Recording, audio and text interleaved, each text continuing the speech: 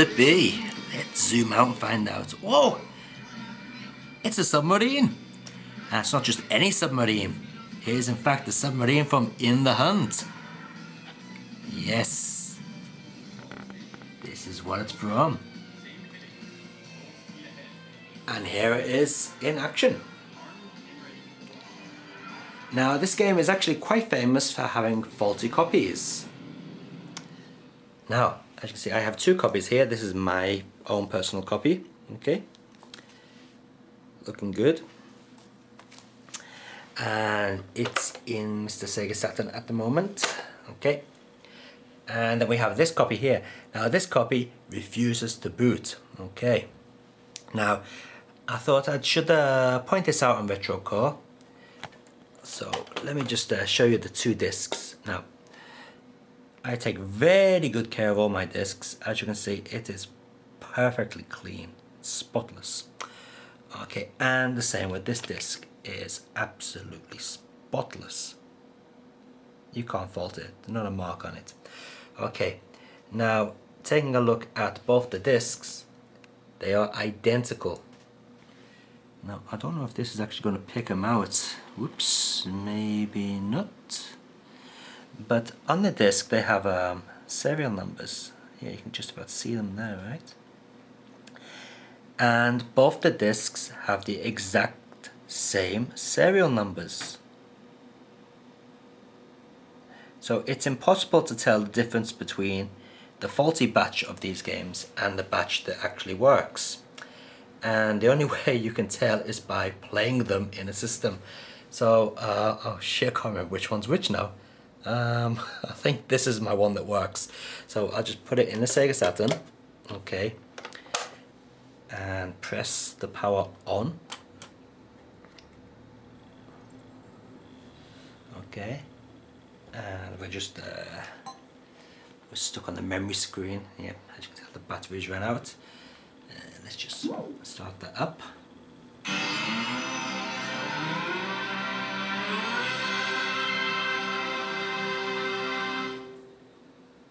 Okay. So the access light is accessing, and it's still accessing, and it stopped. Okay, so yes, this was the copy that doesn't boot. Okay, so we'll just take that out. Okay, and then we'll replace it for the copy that does boot. Okay, power on. Just skip that Sega Saturn boot intro. Something you can't do on all consoles, but thankfully you can on this console. So yes, it's still accessing. And now this one doesn't work. What the fuck?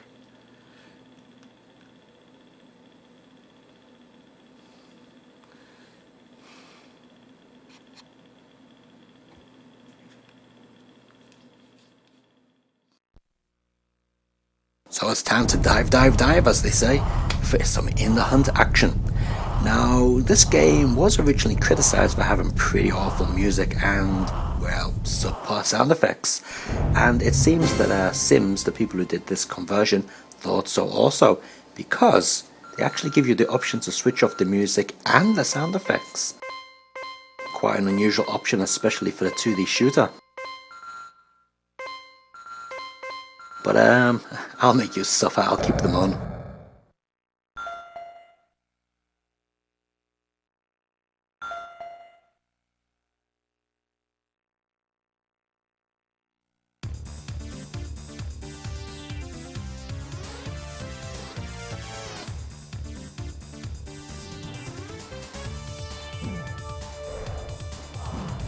Okay, so first thing you'll notice is how clear those explosions are. Not, well, how beautiful they look, I should say, not how clear they look. Now, considering this game doesn't use any memory expansion cartridges, I think Sims have done a pretty impressive job as far as animation goes. Unfortunately, all that beautiful animation does have a downside. Yep, you guessed it, slow down. This game is... oh fuck, I just got killed. Okay, off we go again. Yeah, this game is absolutely crippled by slowdown. In fact, it gets that bad in places some may say it's unplayable. There we go, you can see the slowdown creeping in.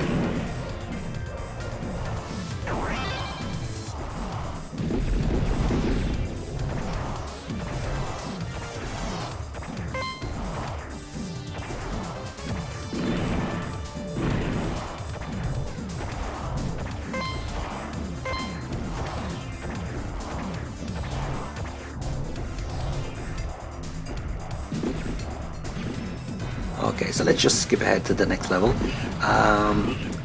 Now, this level is a right pain in the ass. Apart from having some lovely explosions when you blow up the buildings, you've actually got a very narrow playing field.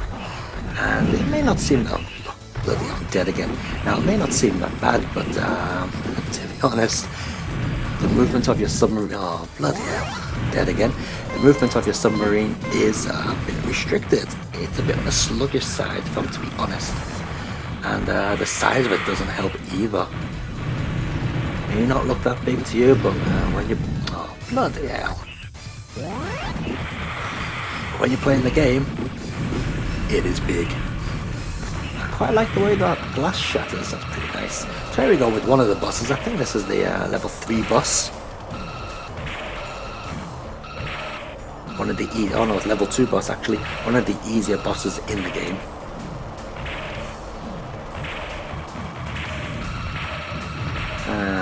The slowdown making it much easier than it actually would be without slowdown, I guess.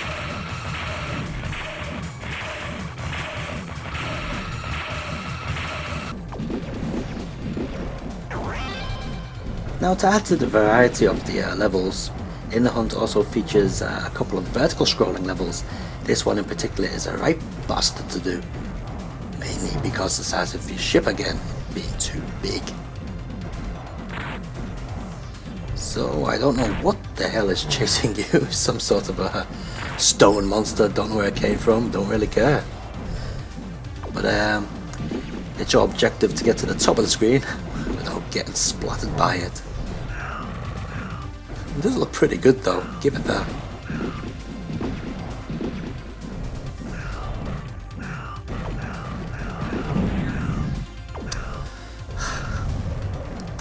Okay, and the way to kill this big monster is to blast the blocks, which you can't really see because off the top of the screen.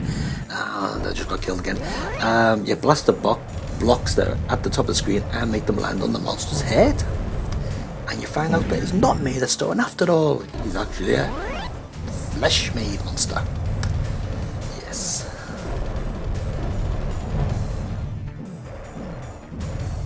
So he's just done a burp on us.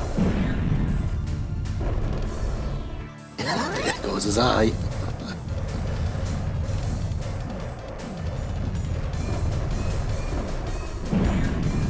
Where the hell did the hand come from? Bloody hell. What is it? His hand? Could be something else. Certainly the right colour, put it that way.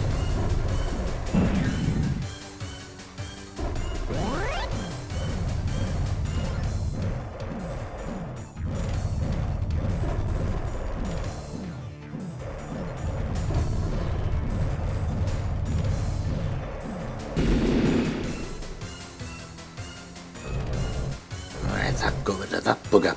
So when you finish each level, you get a nice little stamp to tell you how well you're doing. Here we go.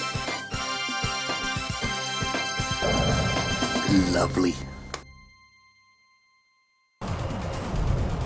And back into the deep ocean, digging our way through some what seems to be a flooded city.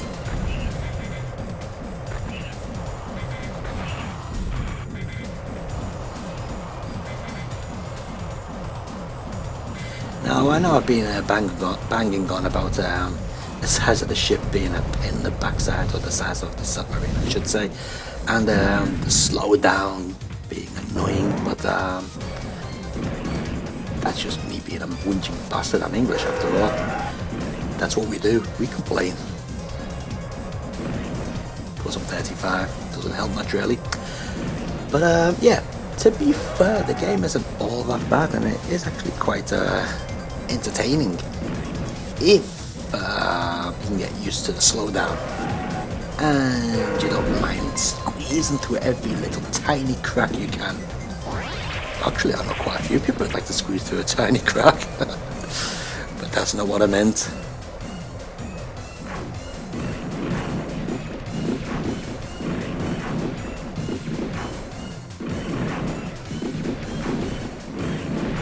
And what shooter wouldn't be complete without a three-headed monster?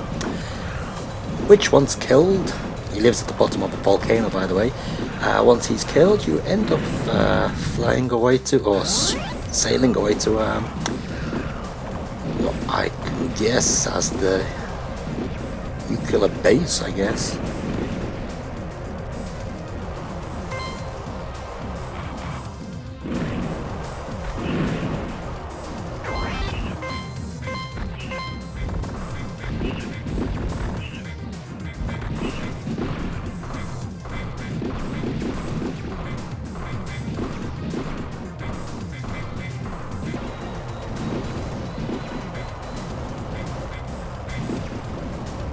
Okay, so once you've destroyed all the rubbish in the middle, it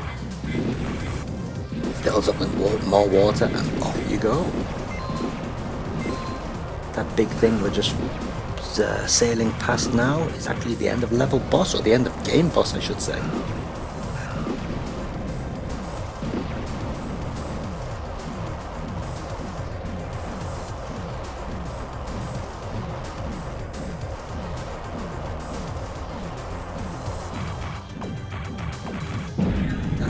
Bollocks. Keep getting killed.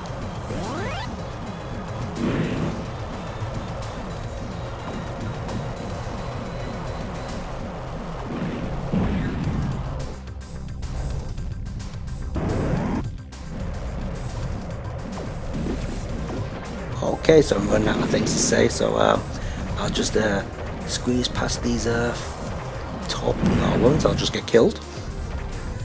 And I'll squeeze past these torpedoes while I'm invincible, and I'll shut up and let you watch the remaining of the video. Until next time, goodbye.